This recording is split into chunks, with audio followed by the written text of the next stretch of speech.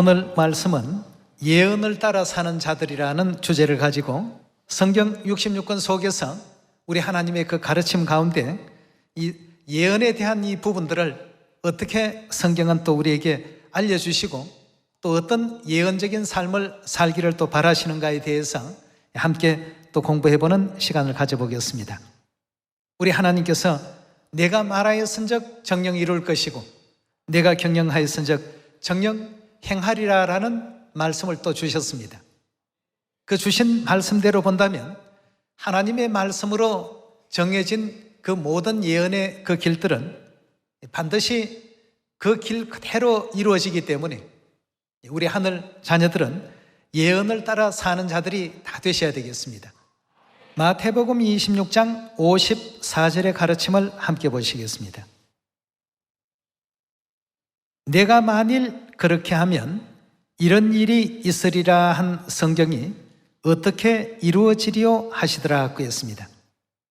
예수님께서 대제사장들이 보낸 그 종들과 군병들에게 잡혀가시는 광경 가운데 베드로가 우리 주님을 결단코 너희가 그렇게 할 수 없다 해서 칼을 빼들고 예수님을 보호하는 그 장면들이었습니다.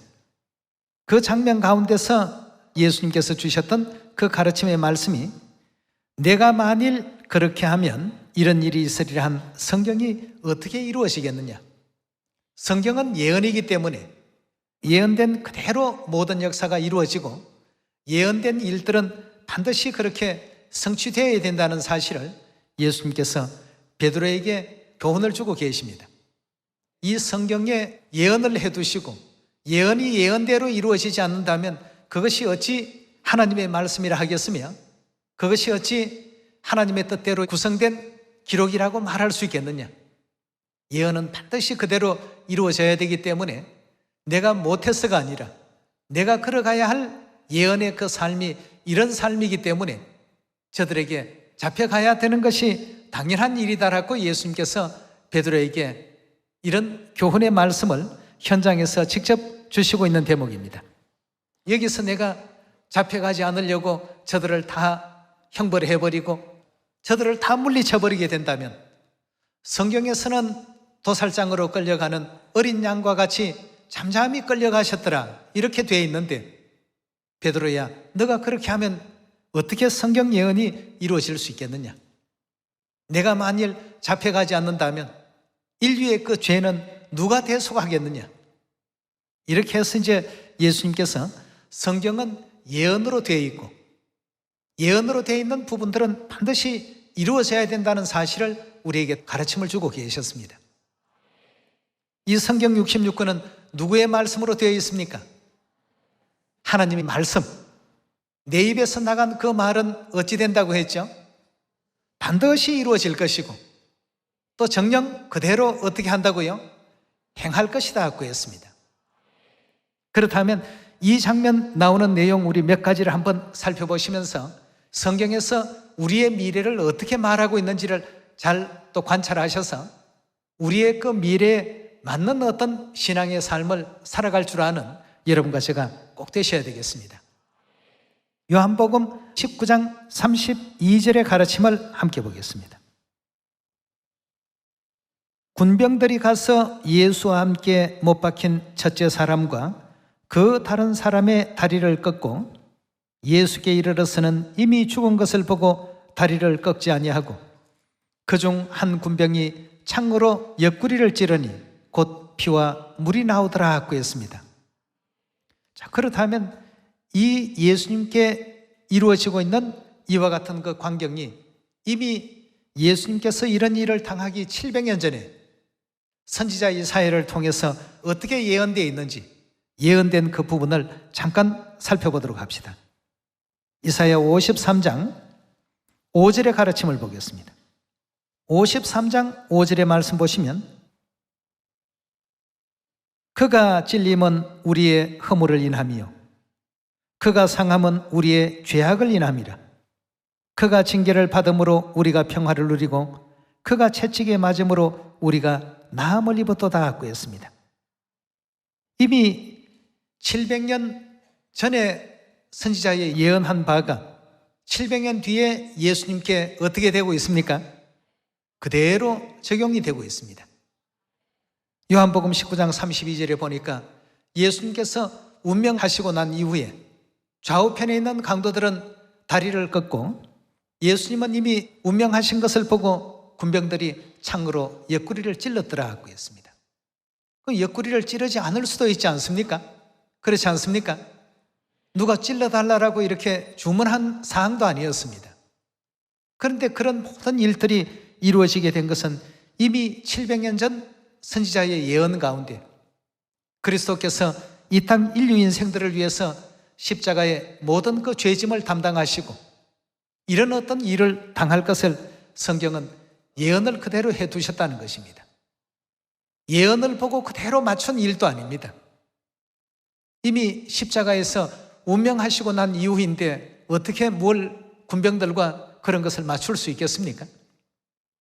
이미 700년 전 선지자를 통해서 하나님은 말씀 주시기를 그가 반드시 우리의 허물로 말미암아 찔리우심을 당하실 것이다. 그리고 그가 채찍을 맞게 될 것이다. 멸시를 당할 것이다. 귀히 여김을 받지 못하실 것이다. 전부 성경에 예언된 그대로 예수님의 삶이 예수님께서 그런 삶을 사시기 위해서 그런 것을 주문하신 바도 아닙니다. 이스라엘 나라의 종교적인 어떤 형태가 700년 전에 예언된 일들을 이루는 모든 조건을 그대로 갖추고 예수님을 그리 대했던 것입니다. 이사야 53장 5절 다시 한번 더 보겠습니다. 그가 찔림은 우리의 허물을 인함이요 그가 상함은 우리의 죄악을 인함이라. 그가 징계를 받음으로 우리가 평화를 누리고 그가 채찍에 맞음으로 우리가 나음을 입었도다 하고 했습니다. 이 채찍 당하신다는 이 장면도 형벌하는 것이 다른 방법이 얼마든지 나올 수 있지 않습니까? 근데 선지자 이사야는 하나님의 그 뜻을 계시를 받고 700년 뒤에 그 상황까지 다 보게 된 것입니다. 하나님께서는 이사야 46장의 말씀을 보면 태초부터 어디까지를 보신다고 했습니까? 종말까지를 다 내다보신다고 했습니다. 그러니 앞으로 이런 일이 있을 것이다 하는 장면까지 선지자를 통해서 다 기록하게 하신 것이죠.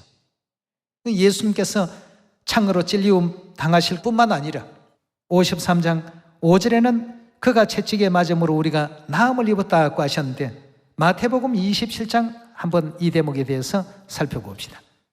27장 25절의 말씀 보시면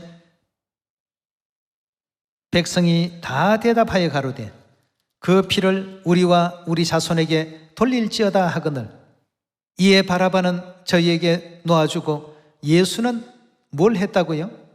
채찍질하고 십자가에 못 박히게 넘겨주니라 하고 했습니다. 우리 죄를 대신해서 십자가의 질고를 당하실 그리스도의 모습에 대해서 700년 전 이사야 선지자는 그가 채찍에 맞음으로 우리가 나음을 입었다. 우리 죄를 대신하셨다는 이 사실에 대해서 예수님께서 걸어가신 모든 삶을 700년 전에 고스란히 부분마다 아주 정밀하게 이렇게 예언으로 표현을 다 해놓으셨던 것입니다. 그리고 예수님께서 살아가신 이런 어떤 삶뿐만 아니라 예수님의 그 죽으심에 대한 문제까지도 정확하게 언급을 해놓으셨습니다. 마태복음 우리 27장 57절에 가서 계속 보도록 하겠습니다.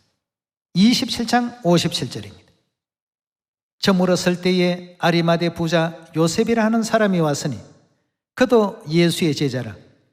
빌라도에게 가서 예수의 시체를 달라 하니 이에 빌라도가 내어주라 하거늘 요셉이 시체를 가져다가 정한 세마포를 사서 바위 속에 판 자기 새 무덤에 넣어두고 큰 돌을 굴려 무덤 문에 놓고 가니 거기 막달라 마리아와 다른 마리아가 무덤을 향하여 앉았더라 하고 했습니다. 여기 지금 주신 이 내용을 보니까 예수님의 그 시체를 어디에 장례지냈습니까? 아리마대 부자 요셉이라는 사람의 그 묘실에 안치했습니다. 부자인 아리마대 요셉의 묘실에 안치된 이것 역시도 어디에서 이미 예언되어 있습니까? 우리가 그리스도께서 이루어 가시는 모든 일들을 그저 평범한 일상처럼 보기가 쉽습니다만 이런 모든 일들이 성경에 예언이 되어 있더라는 것입니다. 어떻게 예언이 되어 있는지 이사야 우리 53장 한번 넘겨보도록 합시다. 8절의 말씀 보도록 하겠습니다. 그가 곤욕과 신문을 당하고 끌려갔으니 그 세대 중에 누가 생각하기를 그가 산자의 땅에서 끊어지면 마땅히 형벌받을 내 백성의 허물을 인함이라 하였으리요. 그는 강포를 행치 아니하였고 그 입에 괴사가 없었으나 그 무덤이 악인과 함께 되었으며 그 묘실이 누구와 함께 되었다고요? 부자와 함께 되었도다 하고 했습니다. 부자 아리마대 요셉의 자기가 이제 장차 죽게 될 것 같으면 자기의 그 묘실로 서기 위해서 준비해 놨던 그 묘실에 예수님을 모시게 되는 일이 벌어지게 된 것입니다. 이런 모든 일들을 보면 예수님께서 이루어지는 모든 일들이 평범한 일상에서 일어날 수 있는 일처럼 보이는 일들이었지만 실제는 성경과 선지자들이 이미 예언을 전부 해놓으신 대로 이루어졌습니다.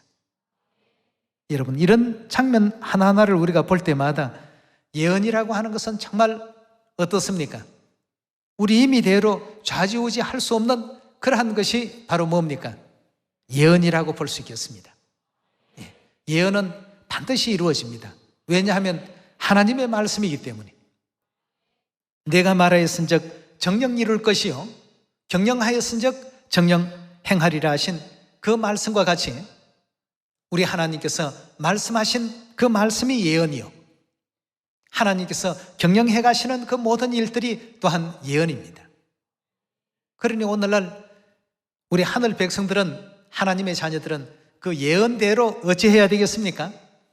우리의 어떤 그 삶도 예언대로의 어떤 삶을 살아가는 것이 가장 지혜롭고 가장 현명한 우리 복음의 결과를 가져올 수 있다라고 이렇게 볼 수 있습니다.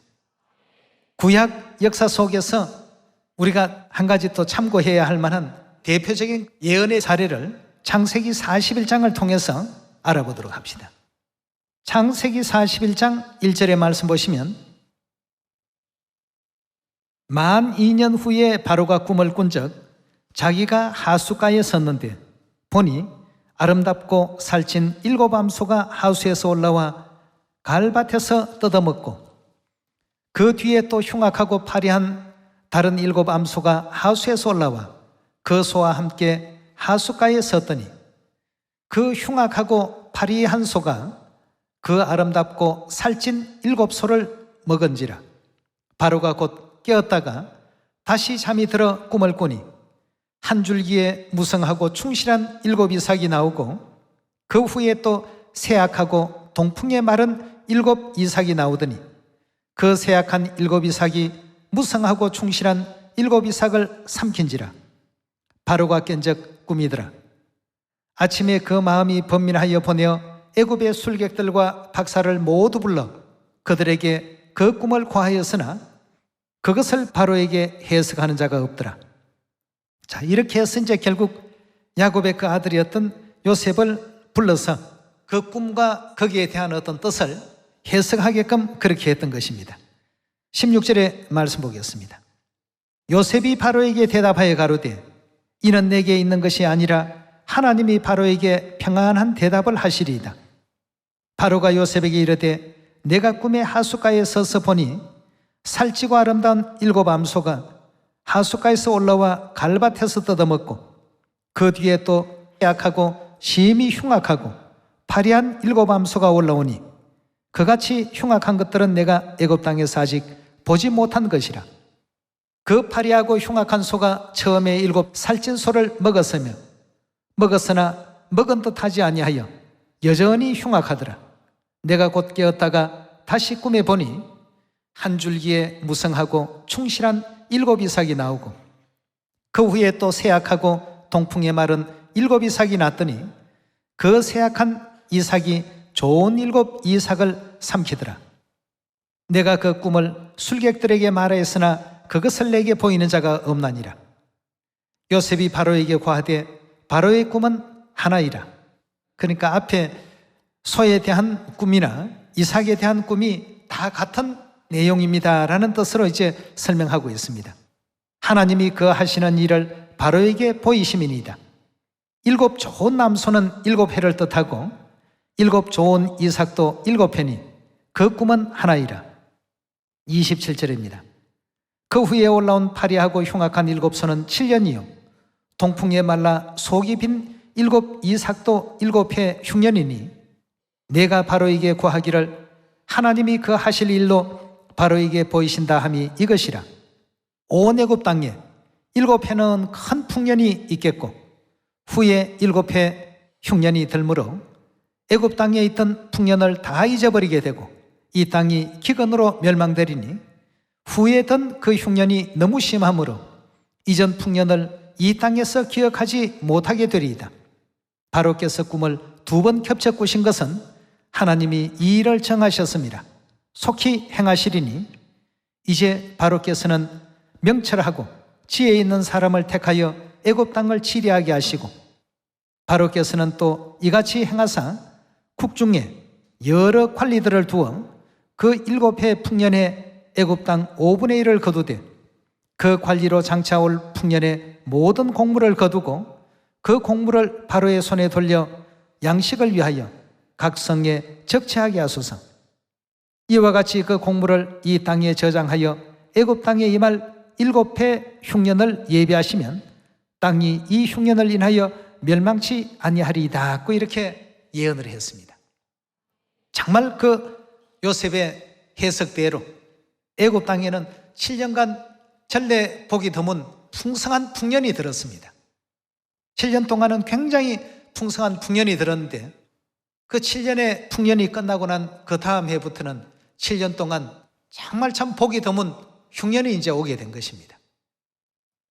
자, 이와 같은 어떤 일들도 하나님께서 한 사람을 통해서 미래에 일어날 일들을 다 이와 같이 예언케 하시고 또 그 예언하신 그대로 그 모든 일들을 진행하시고 이루어 가신다는 것을 우리 성경을 통해서 살필 수 있는 대목이 되겠습니다.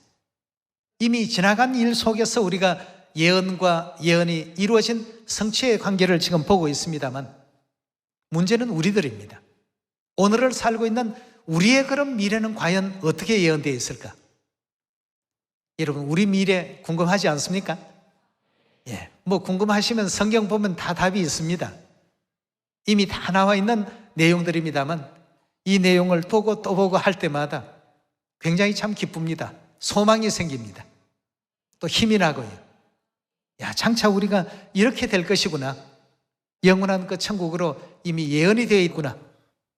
요셉이 7년 풍년 될 때 제대로 준비하지 못하면 7년 흉년이 될 때는 나라가 전부 망할 것이다. 그러니까 7년 풍년이 들었을 때 대비를 해놓으라 말이에요. 그런 지혜를 이제 바로 왕에게 고하니까 왕이 가만히 듣더니 뭐라고 했습니까? 그 일의 적임자는 바로 너다.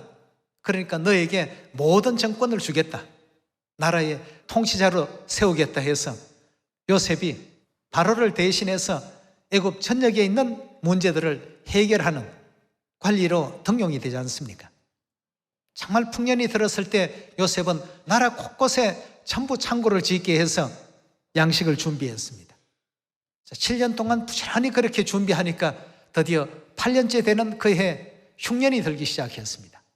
하나님께서 보여주신 그 예언 그대로의 어떤 그 일들이 진행이 되었습니다. 그러니 많은 사람들이 양식을 사기 위해서 과거의 어떤 가격보다도 곱을 더 쳐주기도 하고 그 이상의 어떤 더 많은 비용을 내면서까지 자기 땅을 팔아서라도 양식을 또 얻어가는 그런 어떤 일들이 생겼기 때문에 바로의 어떤 재산이 그때 굉장히 풍성하게 늘어났다는 이런 이제 성경 기록이 있습니다. 그렇다면 우리도 이 예언의 어떤 그 내용을 바라보면서 예언 속에서 장차 우리에게 이루어질 어떤 일들을 미리 안다라고 한다면 오늘을 대비할 수 있지 않습니까?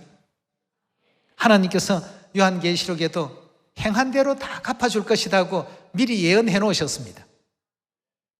근데 하늘나라에 가서는 상은 많이 받고 싶은데 행하는 것은 상을 조금밖에 받을 수 없는 행동을 한다면 작게 받을 수밖에 없습니다. 적게 심은 자는 적게 거둘 것이요 많이 심은 자는 많이 거둘 것이라고 하나님께서 또 일러주셨으니까 그리 될 수밖에 없겠죠. 그래서 요셉이 7년 풍년과 7년 흉년에 대해서 미리 그 모든 일들이 일어날 것을 절대적으로 믿고 준비를 했던 내용처럼 우리도 앞으로 다가올 천국에 대한 대비들을 해야 되지 않겠습니까? 오늘의 현실이 좀 고단하고 어려움이 있다고 해서 장차 올 그 큰 어떤 축복마저도 내던져 버리는 그런 어리석은 사람이 되어서는 안 되겠습니다.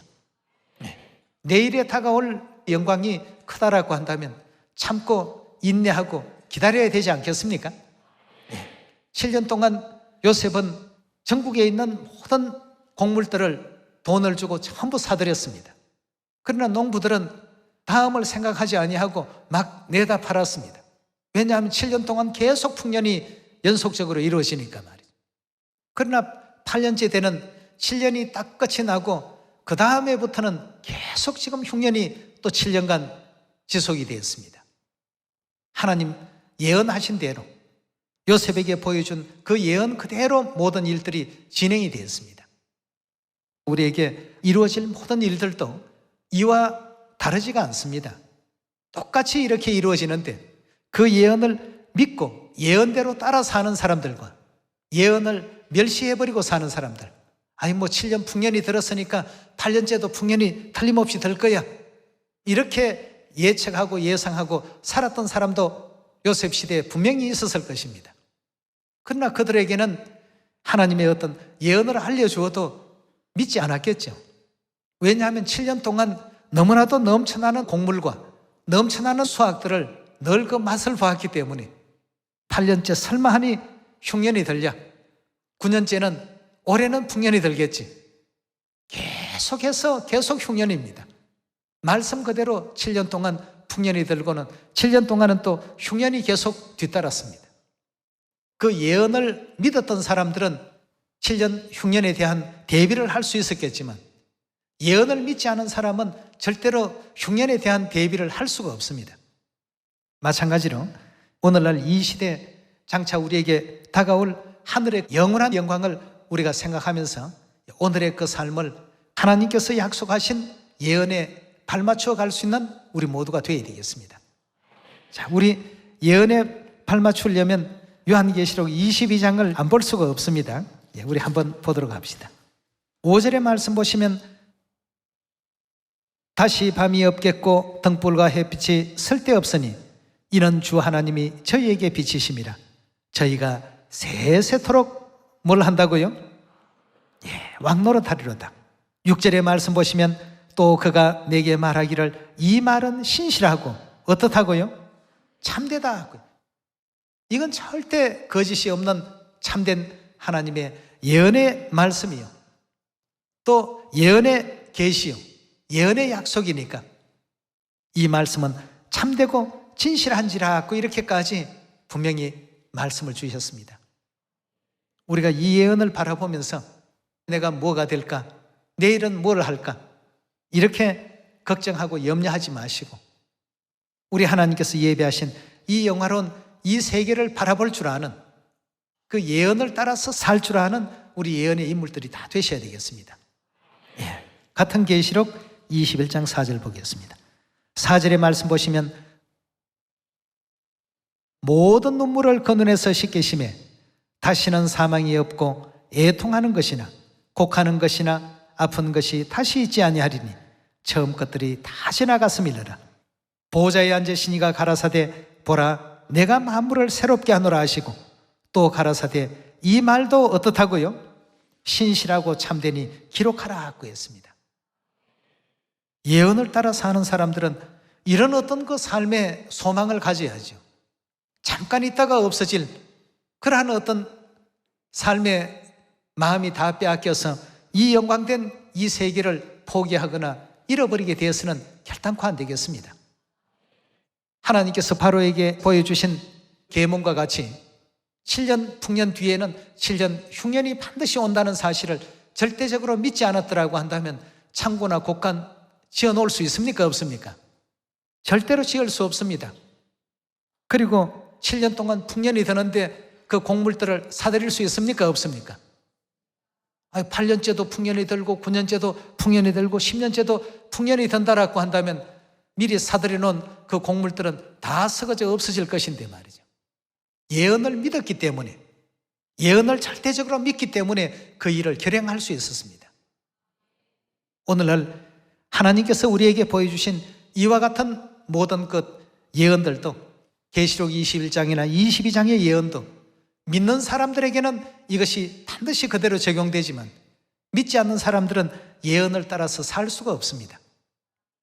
오늘의 현실이 더 급하지, 장차 내가 이런 영광된 곳에 간다, 세세토록 왕노릇 한다, 그 사실을 어떻게 믿겠느냐 하는 이런 사람이라고 한다면 결국 7년째가 끝나고 8년째도 또 풍년이 될 걸로 생각하고 9년째도 풍년이 될 걸로 오해하는, 하나님의 그 예언이 그대로 이루어지지 않는다라고 오해하고 자신의 어떤 육적으로 보이는 그 감각에만 의지했더라고 한다면 8년째부터는 굉장한 고통을 겪게 될 것입니다.